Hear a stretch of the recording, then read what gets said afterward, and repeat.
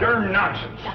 Come on, it ain't no such thing. Now, it ain't gonna hurt you none. I got things to do. The first thing you gotta do is sit down here and get your hair cut. My hair don't need cutting. If it gets any longer, I'll have to. I declare, you fight hair cutting like a steer fights branding. Well, the last time you cut my hair, you did brand me. How did I know somebody poured hot gravy in my bowl? Smarted considerable. Sure plastered your hair down nice, though. No, I might go to selling that stuff. Greedy? Sure made your hair look mighty sprucey. Yes, sir. You were slicker than a peeled onion. Smelled like one, too. Sir, I'd go to selling that stuff. I could put an ad in one of them catalogs. If you want the girls to stop and stare, put Granny's gravy on your hair. All right, Granny, come on. Let's get on with it. Hey, Uncle Jed, you're getting your hair cut. Thanks for telling me, Jethro. Oh, that's all right. You're next, Jethro. What's going on? Is there going to be a wedding or something? I could be, the way that Sonny Drysdale is a sparking Elly May. Well, he's with her right now, up by the cement pond. I better get right out there and keep by him. Now, you sit still and leave those young'uns alone. Can't you remember how it was when you was a boy? Yeah. I better get right out there. It's broad daylight. And besides, they swim. No, they ain't.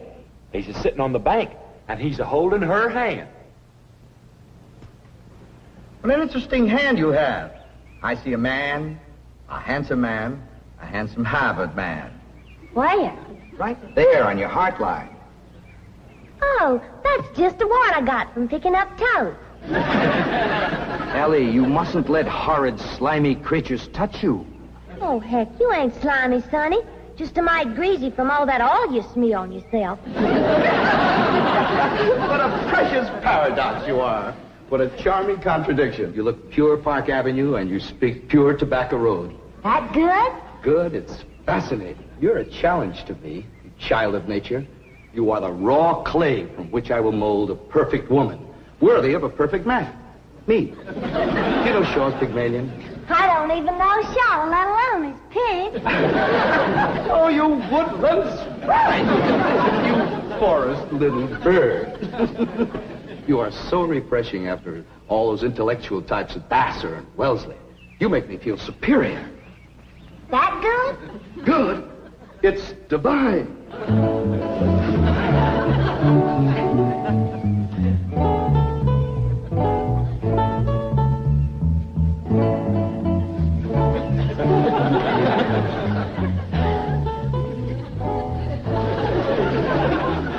I am Caesar. You are a fair-skinned captive, a barbarian slave. Shall I drag you through the streets of Rome behind my chariot? Or shall I throw you into the arena with my lions? No, Caesar has other plans for you, my little savage. You shall be my slave, yes, but only the invisible bonds of love shall make you my prisoner. Come, I shall strum upon my lyre and recite odes to your beauty. What say you to that, fair maiden? How speak you now to mighty Caesar? I declare, Sonny, you're more fun than a bucket of tadpoles.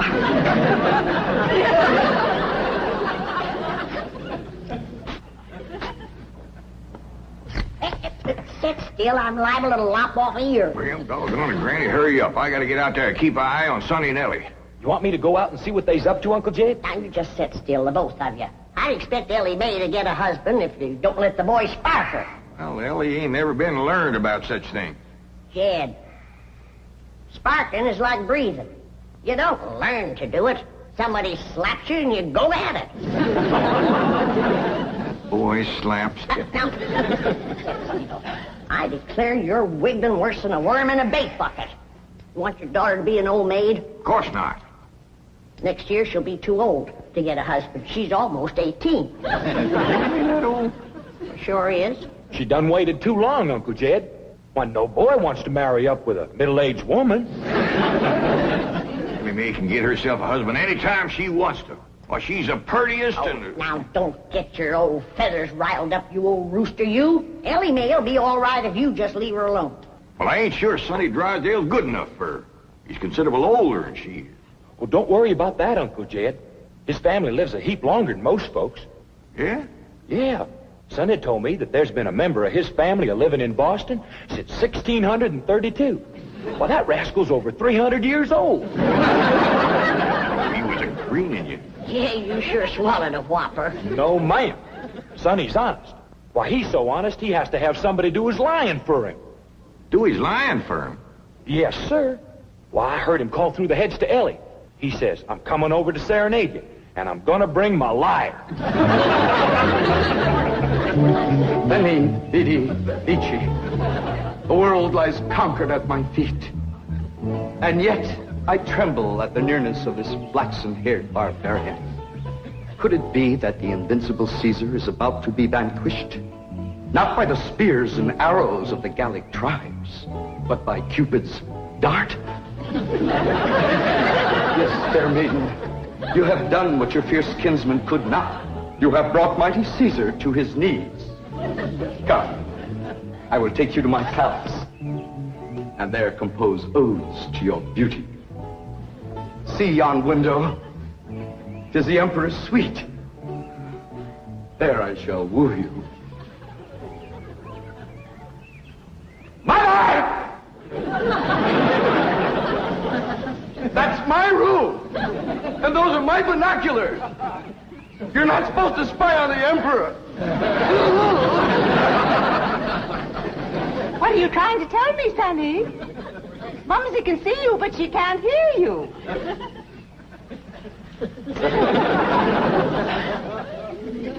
Yes, darling, Mumsy is watching.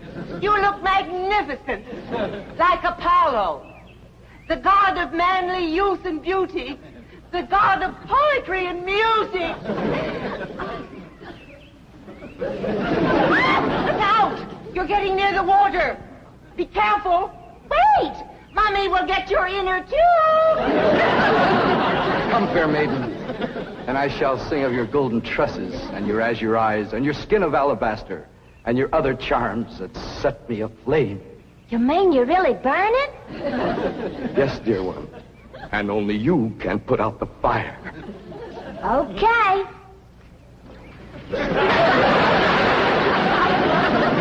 How's that, Sonny? You feel better now?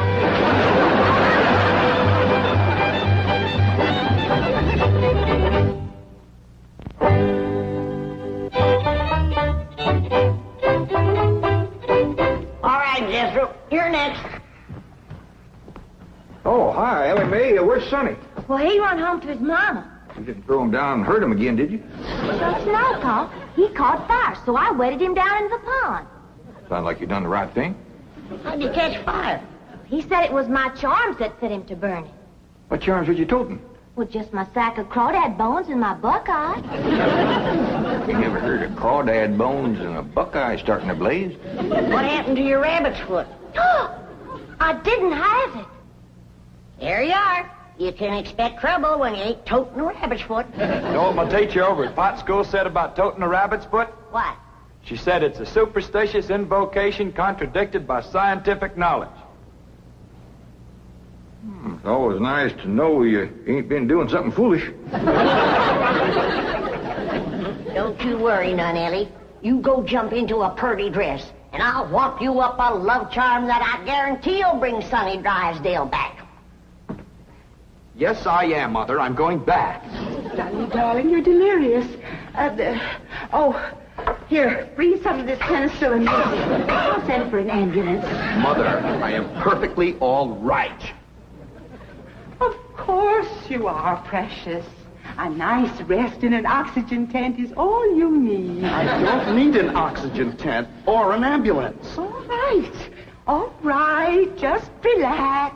And Mumsy will call the police. Police? But of course. I mean to have that violent, dangerous girl arrested for attempted drowning. Mother, you will not call the police. I'm going back there right now to see Ellie Mae. Ah, darling, that's very brave of you, but you're in no condition to make a citizen's arrest. Mother, I'm not going to arrest her. I want to help her, to work with her, to tutor her. What? She's like a wild, wonderful jungle cat, and I'm going to tame her. Sonny, you are delirious. I'll call the doctor. Mother, my mind is made up. That girl needs me. For the first time in my life, somebody really needs me. I need you. The whole world needs you. Ellie Mae Clampett needs me, and I need her.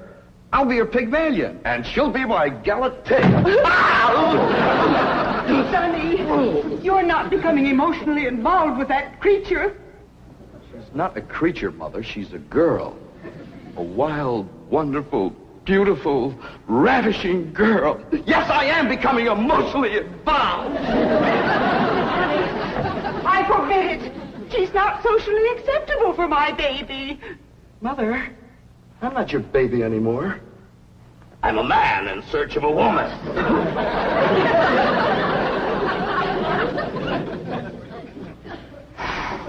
Where did he learn that language?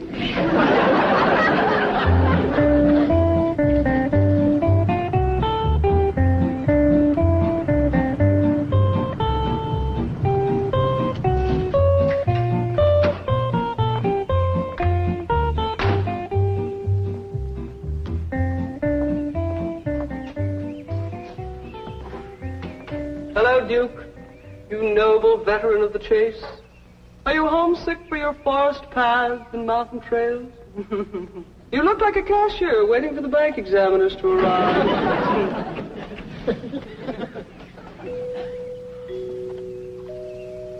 You know, if you were a cashier, you could hide $1 million in here.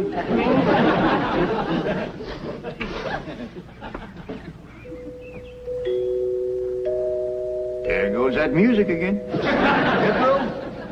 Did you ever find out where that's coming from? No, sir, I didn't.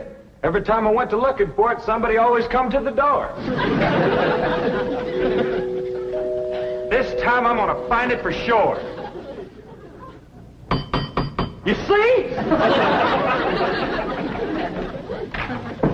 Oh, bonjour, Jethro. Oh, howdy, Miss Hathaway.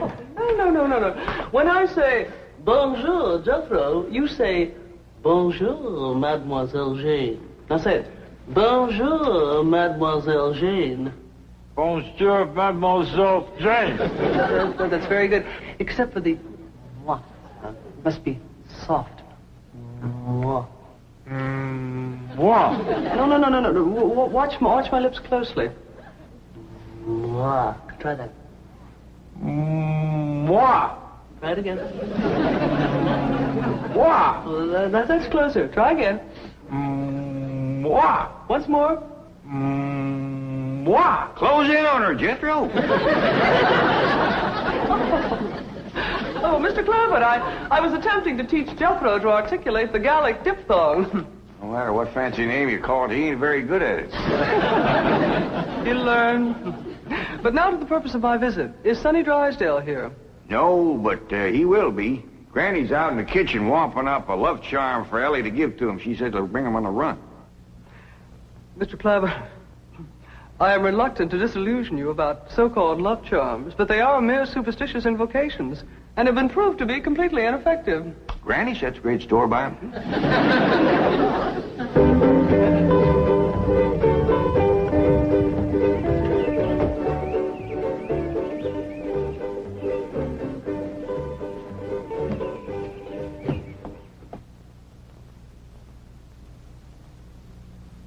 Here you are, Ellie.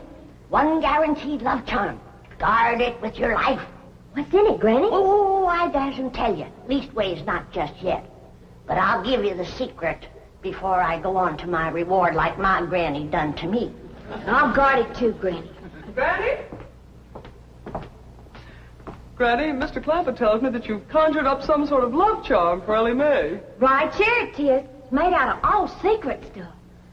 That is ludicrous, irrational, sophomoric, and pure hokum. You didn't even guess one ingredient. No, Granny. Don't you come spying. I'm telling you for the good of the country. If the secret of this love charm ever got out, I shiver to think what might happen. I wouldn't want it on my conscience.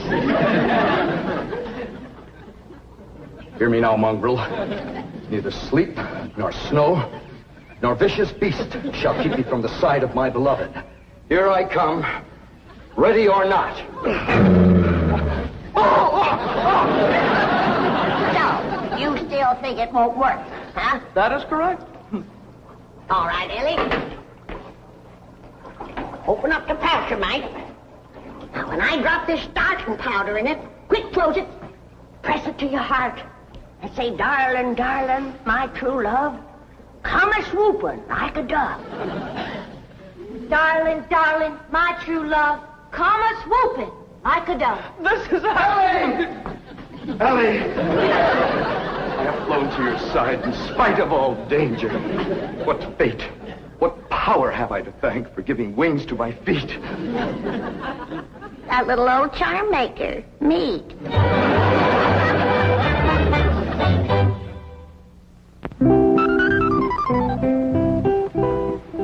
And now we shall begin the transition from Tobacco Road to Park Avenue. Now you watch me closely and I'll show you how to develop perfect posture and grace of movement. Ah, Kipling. Well, do you like Kipling? I don't know. I ain't never kippled. Oh, you are a challenge, you ravishing rustic, you child of nature. Now here, you try it. There we are. Now walk. Go. You'll have to try that again. Now sit down. Now watch me. We walk as though upon a cloud, and we glide with lissom grace. And as we walk, we always keep a smile upon our face. What's he doing? That there is something called Kipling. He's trying to burn it to Ellie. Now, this is how you sit in a chair, smoothly and gracefully. There ain't no chair where he's a-sitting. I know. What do you reckon's wrong with that rascal? Appears to me he's about 2 bricks shy of a load. Turn old Duke loose so we can go in there and protect Ellie. Now we'll practice diction and intonation at the same time. How now, brown cow? How now, brown cow? What's he talking about? He thinks old Duke is a cow. You best fetch Granny. Appears to be she's threw too strong a charm on that boy.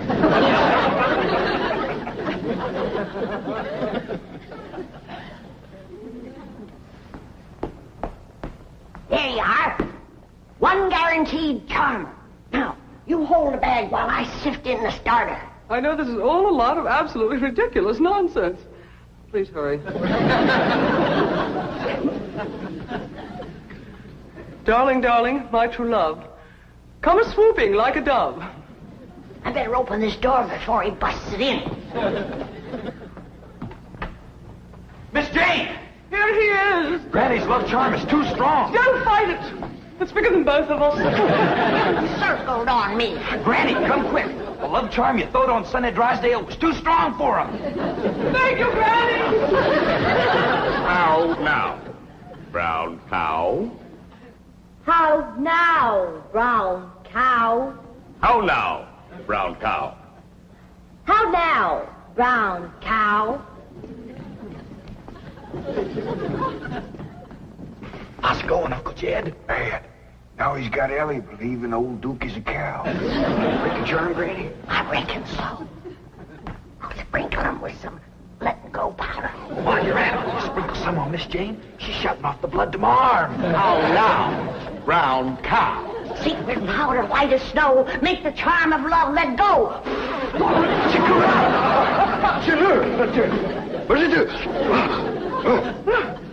The spell is broken. Now please, everybody listen to me. I must have complete quiet and concentration if I am to transform this bucolic beauty into a sophisticated debutante. Now, I have studied drama at Yale, Harvard, Princeton, and Dartmouth, and I am probably the only living man who can accomplish this difficult cultural metamorphosis in the brief time available. Now, everybody please go while I transfuse into this simple, untutored mind the charm, the polish, the splendor that is Sonny Drysdale.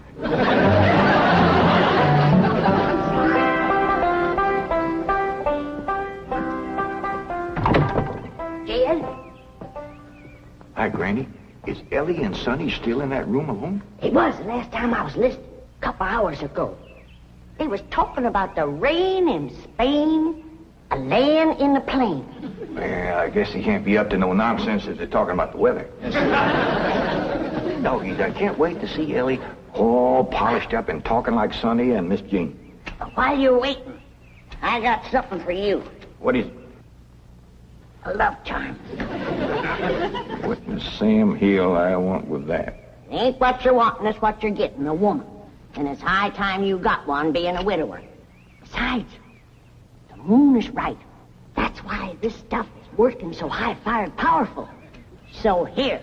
Well, I ain't interested in none of these la-di-da Beverly Hills women, so here. Well, they're interested in you, so here. Who said? Jethro says. Jethro don't know nothing, so here. I reckon Jethro ought to know what's going on in his own school. Besides, I saw her making sheep's eyes at you, so here. You caught who making sheep's eyes at me? Mrs. Millicent Schuyler Potts, that's who. Oh, now. You did? Educate a woman like that? Jethro says she asks for you every day. Oh, what she want with an old mountain goat like me? If I was to put a little starting powder in there, and you was to say the magic words, no woman could resist you. I don't hold with stuff like this. You're scared, ain't you? Oh, I ain't scared. Then go ahead. I double dog dare you. Well, Open the pouch, you might. Now, well, this is just a lot of doggone nonsense. close it tight, clamp it to your heart, and say the words.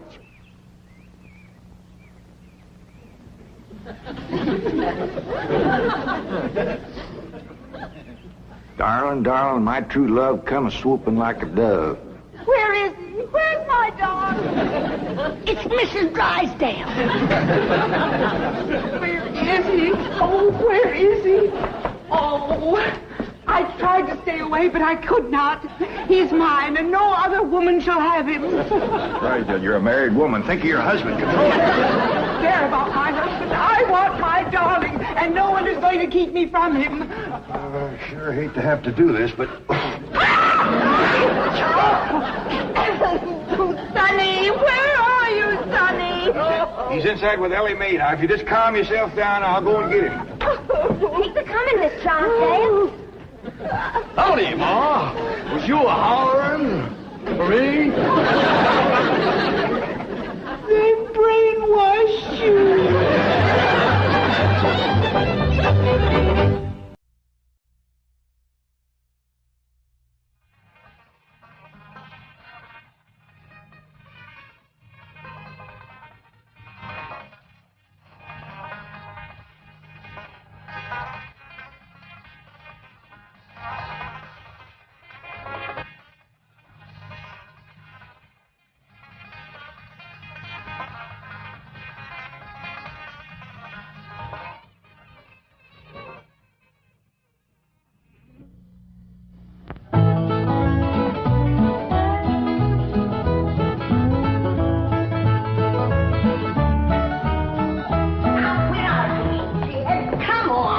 There's a lot of darn nonsense. Come on, it ain't no sun.